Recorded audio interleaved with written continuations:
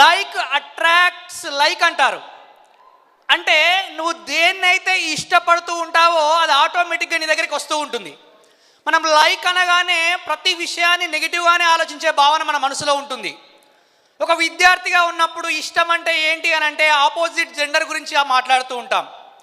కామన్గా ఏ point of view తీసుకున్నా కానీ నువ్వు ఆలోచించే విధానం ఎలా ఉంటుంది అని అంటే అది నెగిటివ్ పాయింట్ ఆఫ్ వ్యూలోనే ఉంటుంది. కాబట్టి నీ సరౌండింగ్స్ అన్నీ నీకు నెగిటివ్గానే జరుగుతూ ఉంటాయి.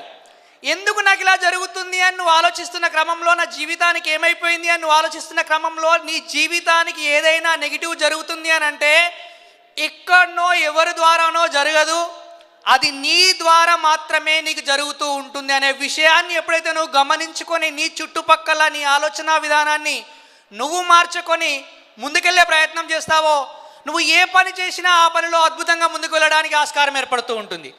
చాలామంది చాలా పనులు